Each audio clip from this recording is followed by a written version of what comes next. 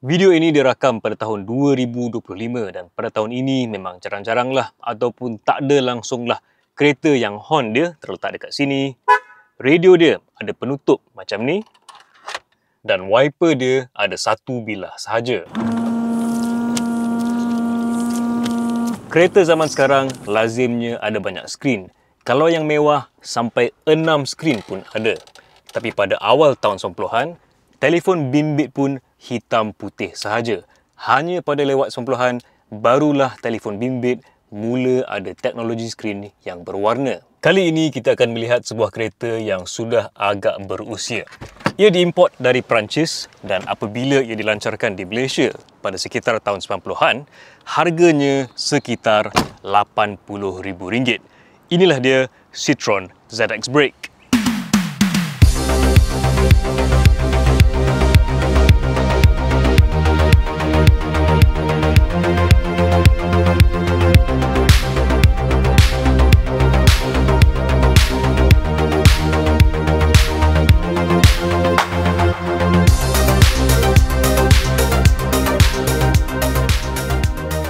Kereta yang saya sedang pandu kali ini, aircon dia ada masalah sedikit. Jadi dia punya blower masih hidup tapi angin dah tak sejuk. Jadi minta maaf jika saya berpeluh sedikit. Saya tak nak turunkan tingkap ni sebab kalau saya buat, nanti anda akan dengar bunyi angin sahaja. Power steering kereta ni pun ada masalah. Jadi buat masa ini saya tak ada power steering. Tapi tak apa juga sebab saya pun ada sebuah kereta yang tiada power steering. Jadi harap-harapnya saya punya point of reference untuk handling kereta ini boleh pakailah, dan apa yang saya boleh kata ialah handling dia sebenarnya mengagumkan dan dia sebenarnya ada satu rahsia pada ganda belakangnya. Di belakang sini ada teknologi yang dinamakan sebagai Passive Rear Axle Steering. Dia masih pakai torsion beam yang biasa, cuma kalau kita lihat subframe dia dekat sini ada spring. Jadi subframe dia sebenarnya jenis yang fleksibel. Jadi tayar belakang ni dia boleh corner mengikut tayar depan.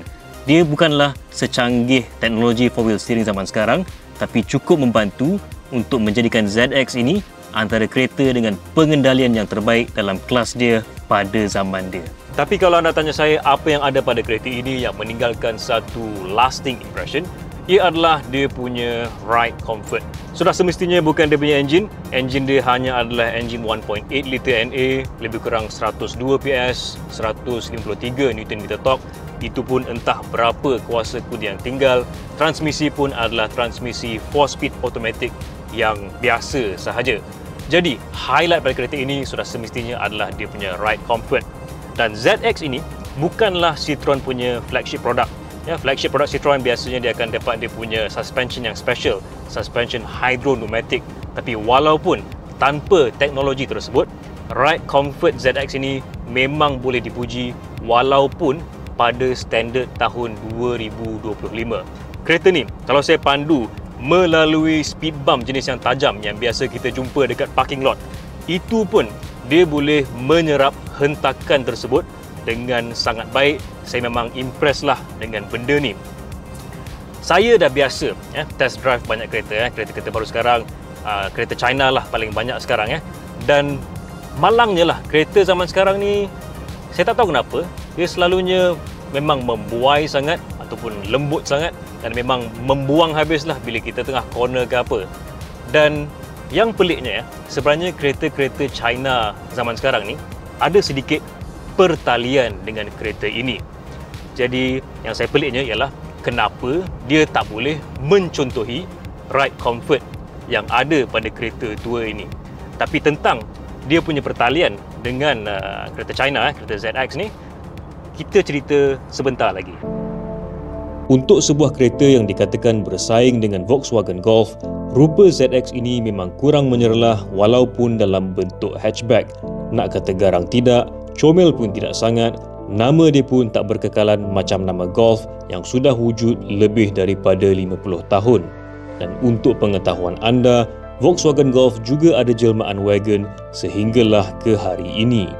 Citroen ZX ini digantikan dengan Citroen Zara pada lewat 90-an dan Citroen Zara ini sebenarnya masih menggunakan platform yang sama seperti ZX. Spiritual successor kepada ZX mungkinlah kereta seperti Citroen C4 yang pada suatu ketika dahulu digunakan oleh Citroen untuk menyertai WRC.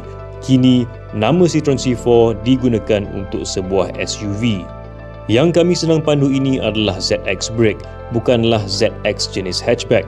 Tapi dengan wagon ini pun, ada sedikit rasa sayang pada nama ZX ini kerana tidak berkekalan seperti nama Golf. Apabila ZX ini membuat kemunculan sulung pada tahun 90-an, kebanyakan pengkritik menyifatkan rupa luarannya sebagai membosankan ataupun hambar. Walaupun rekaan Citroen ZX ni boleh dikatakan agak bosan, dia adalah beberapa ciri yang unik. Salah satunya seperti yang saya sebutkan tadi, wiper depan dia ada satu bilah sahaja. Dia tak adalah menari seperti wiper Mercedes-Benz W124, tapi dia cukup unik. Pesaing dia kereta Volkswagen Golf, mana ada benda macam ni. Wheel arch belakang dia pula macam nak menutup roda dia, dan ini sebenarnya macam satu seolah-olah tribute lah kepada wheel spec kepada Citroen 2CV yang dulu. Kalau wheel spec tu dia akan tutup roda belakang ni, dan kalau kereta yang moden yang ada benda ni contohnya ialah Honda Insight generasi yang pertama. Kereta lumba pun ada benda ni, contohnya Jaguar XJR9. Tapi yang ini dia macam satu tribute yang alang-alang menyeluk pagasam tapi tak sampai ke pangkal lengan lah. Dan rekaan ni bukanlah unik kepada Citroen sangat. Kereta Proton Saga pun lebih kurang macam ni juga dia punya rekaan wheel arch dia. Side profile kereta ni pun agak unik sebab dia punya C-pillar incline macam ni. Tapi pada saya ini lebih kepada satu penjimatan lah. Sebab Citroen ZX ni pada asalnya adalah sebuah hatchback. Jadi bila nak jadikan wagon, lebih jimat jika pintu hatchback ini dikekalkan. Cumanya Citroen ZX yang hatchback, dia punya roof tu macam ala-ala fastback, tak macam Golf. Jadi bila Golf dia jadi wagon, dia punya C-pillar pada asalnya dah menegak, senang apabila nak jadi sebuah wagon. Rekaan kabin untuk kereta Citroen biasanya adalah rekaan yang di luar kotak lah. Kalau kita tengok kereta Citroen XM, dia punya rekaan dashboard memang sangat unik dan rekaan steering dia sangat pelik. Tapi kalau untuk ZX ni, steering dia tak adalah pelik sangat. Yang pelik hanya adalah horn dia bukan di sini, tapi di sini. Seat kereta ni pula, cushion dia sangat lembut dan saya rasa ini adalah satu signature lah daripada kereta-kereta Perancis. Dan salah satu inovasi kereta ini adalah seat belakang dia boleh slide ke depan dan ke belakang, tapi ini hanya adalah untuk version hatchback, version wagon tak dapat benda ni. Yang menarik perhatian saya dalam kereta Citroen ZX ini adalah kawalan untuk cermin sisinya. Kalau untuk belah driver dia adalah kawalan manual, biasa sahaja, tapi kalau untuk belah passenger hadapan, dia adalah jenis elektrik.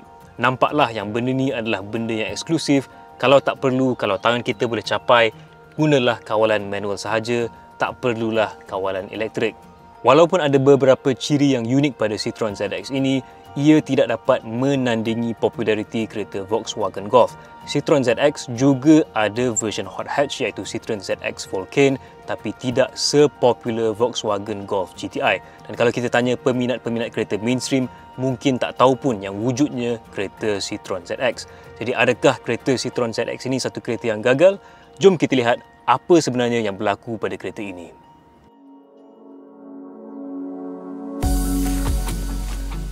Citroen ZX ini dihasilkan dari tahun 1991 sehingga tahun 1998 dan kemudian digantikan dengan Citroen Zara.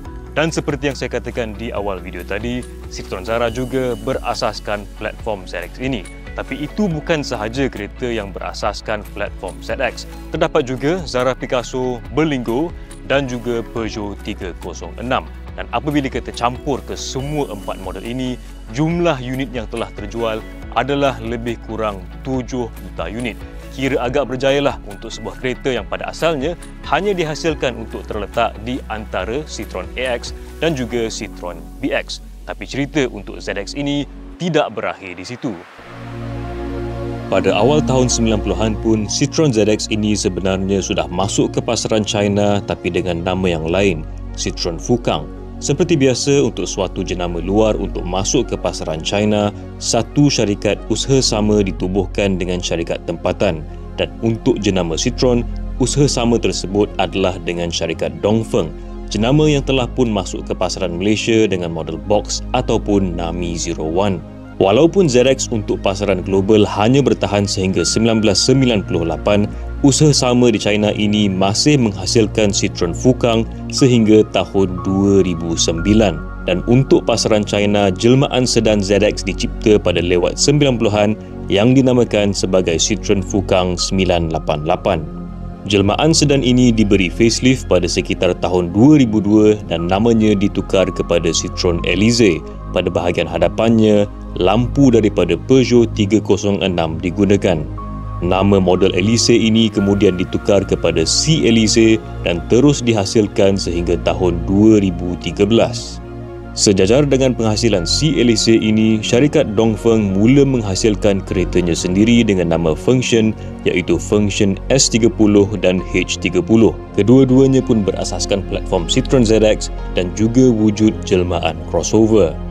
Dengan budaya reverse engineering yang sangat agresif di China, platform ZX ini juga merupakan platform tidak rasmi kepada beberapa kereta jenama Maple milik Geely, Jiangnan Saga dan Lifan 520.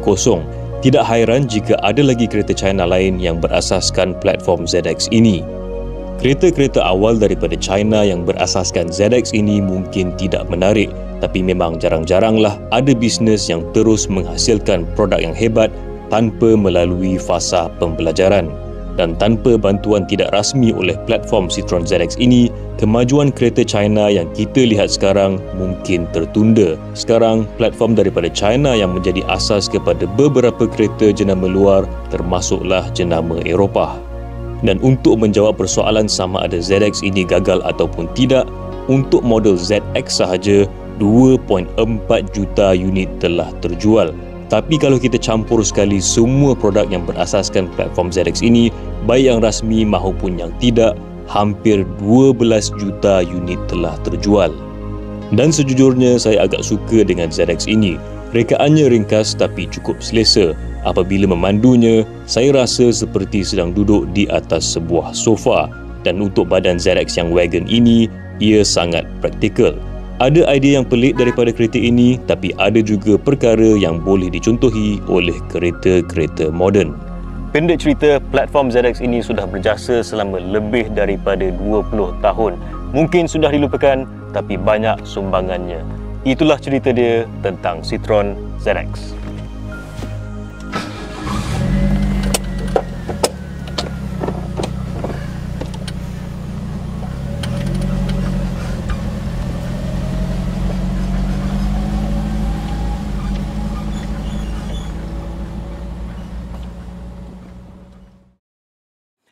Baik, di sini kami ingin mengucapkan terima kasih kepada seorang penonton yang telah menawarkan kereta ini kepada kami untuk tujuan penghasilan video ini.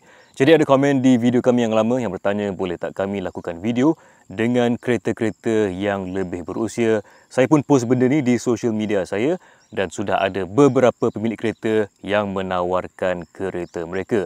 Jadi jika anda yang menonton ada kereta yang lama ataupun unik nak buat video, boleh kontak kami di email, Instagram ataupun di Facebook kami. Baik, itu sahaja untuk video kali ini. Macam biasa, kalau anda suka dengan video kami, bolehlah kasih like, share dan juga subscribe.